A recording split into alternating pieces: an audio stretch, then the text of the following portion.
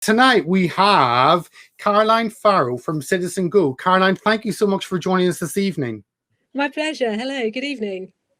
It's great. I have watched CitizenGO for many, many years, probably back since I was in Christian Concern, even before then, and obviously have signed up to your newsletters, and lots has been happening on you as an organization being hit in many directions, and also talking about the successes. I got offered the job at CitizenGO as the campaign director, which really, really suited me because, you know, it's taking my journalism skills, it's taking my media skills, it's also, you know, it's campaigning about the things that I'm really, really passionate about. You know, and as a reporter, or as a, you know, when you're in the media, you have to take an objective angle, which I always tried to do. But actually now I can campaign. I'm campaigning about the things that I really feel passionate about. And it's great. It's a really good organisation. People can follow you, carolinefarrow.net, and there's your Twitter handle at @CF_Farrow. And they can find out what happens to you regularly. But also we have citizengo.org there. Do you want to just tell us a little bit about, well, you mentioned you joined CitizenGO. Do you want to let us know what CitizenGO is? Because I said personally, I've certainly subscribed to your emails for many years. Some of our viewers, I saw we had a few comments up. I saw, was it Eileen said that she gets your regular emails. And so she knows who you are, but our other viewers may not. So do you want to give them a taster of what CitizenGO is? Okay, so CitizenGO is a grassroots organisation, and we have three core values that we fight for, and that is freedom, family, and human dignity. So you know, we fight for the right to life for every single human being from womb to tomb. You know, yes, we're pro-life. You know, we're anti-abortion and we're anti-euthanasia, and we're very proud of that. You know, I'm not going to make any apologies for that whatsoever. And we fight against, you know, the state intrusion. So it's state intrusion on children in their education, you know, the pushback against LGBT ideology, you know, how it seems to have been embedded into every single state institution, whether that's the police force, whether that's Department of Education, whether that's local authorities. And yeah, we fight for freedom, for religious freedom. That's the freedom of Christians, Jews, Muslims, atheists, you know, the freedom of people to believe what they want to believe and to be able to practice what they believe. You know, and that, you know, not one minority group should shout down another. So we are very much against identity politics. Yeah, and you know, I would say we're sort of like a socially conservative almost version of say change.org.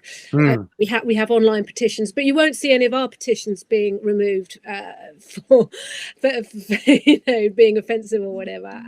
And we have as well, this is really important, we're all about mobilizing individuals. We're all about mobilizing individuals to action, to sign our petitions, you know, to write letters, to do phone-ins, you know, to let companies know and to let politicians know what you think. And we don't have, we get a lot of accusations, but we don't have any organizations, we're not funded by organizations, we're not funded by political parties, we're not funded by high net worth donors. We are all, literally, we are funded by the people who sign our petitions. And so we're all about representing the people rather than, you know, and we will never change that. So we would never let a political party or, you know, an individual like, I don't know, George Soros or someone, we would never accept any sort of large sums of money from any one person or organization, precisely because we want to remain independent. No, absolutely. Let me bring up the website. So that's the website, and I'd encourage people to go and have a look at it. You can subscribe there, and you can also see some of the petitions and ways that you, as a member of the public, can come together. And what I love about CitizenGO is it it brings individuals together, and together we can have a much louder voice. And I think CitizenGO amplifies the voice of the individual and turns it into that collective, and then it is much more power and much more force behind it. So do you want to talk about some of the petitions you've done, or the specific issues which CitizenGO campaigns on, and I guess why people should then be involved? Well, okay, so one of the current petitions we're working on, our current campaigns, and we have lots of campaigns that we're running all the time. One of our current ones is about fighting censorship.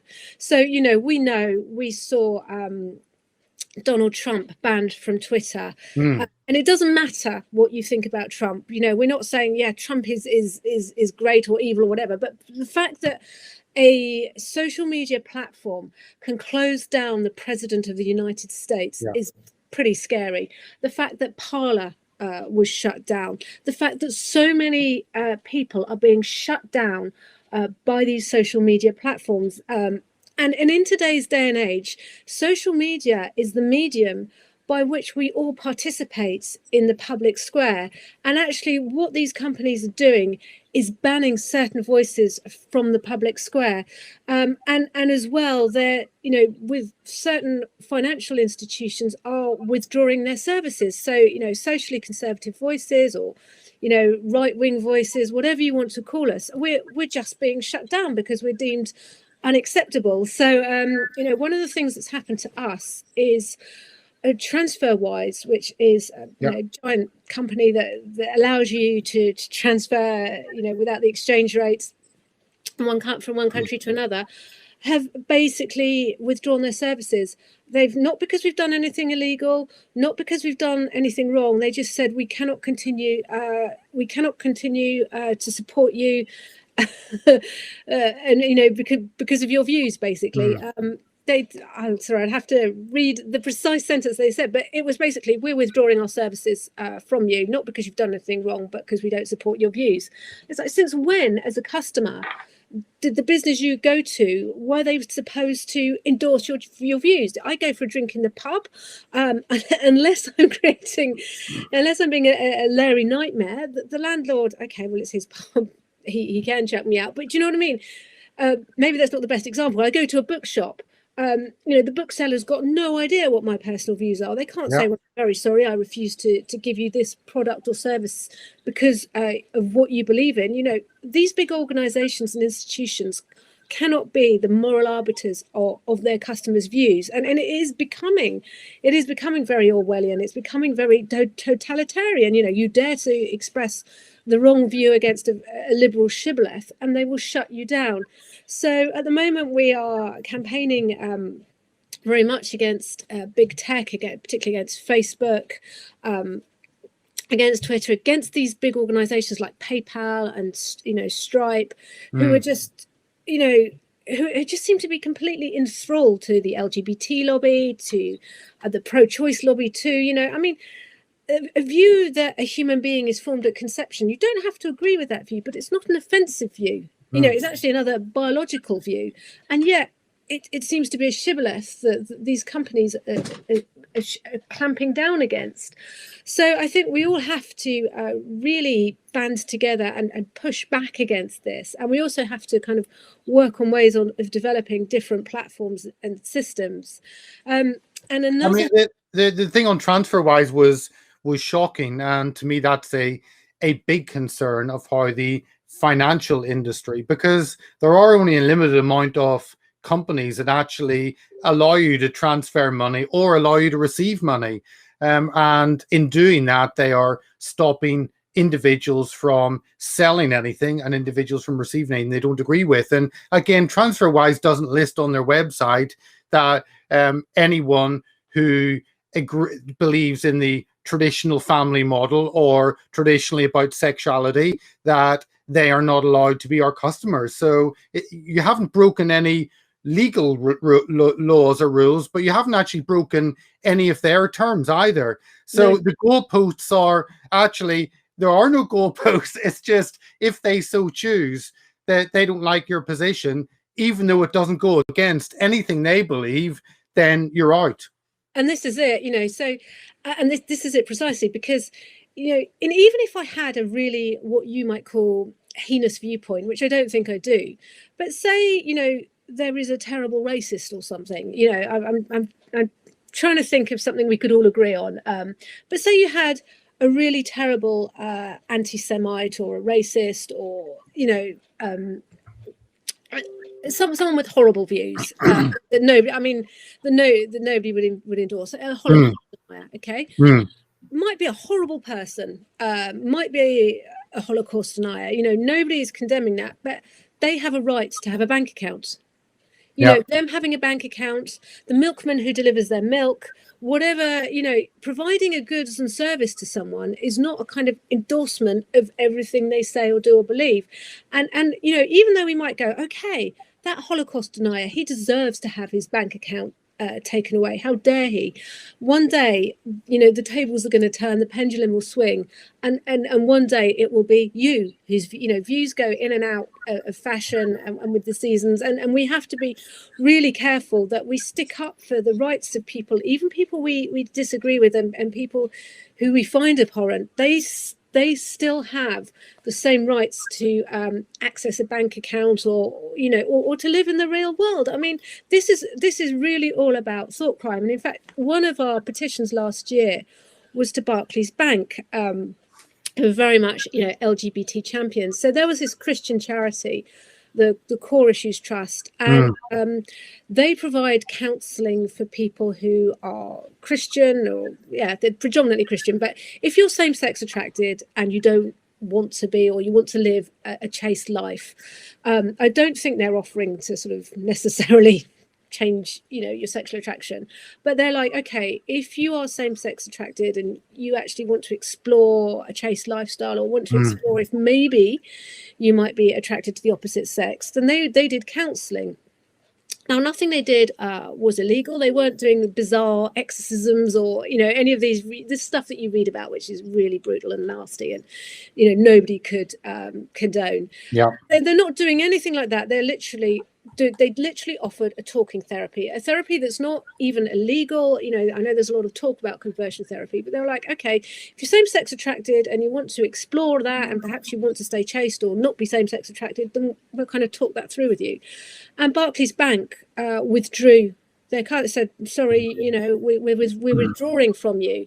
And they gave no good reason, other than there had been some LGBT activists on Twitter that had, because they didn't like the Core Issues Trust, had targeted them. And Barclays were like, okay, we're going to withdraw our custom because your business isn't in accordance with our beliefs and values. But they had clearly done no investigation into what the Core Issues Trust actually did.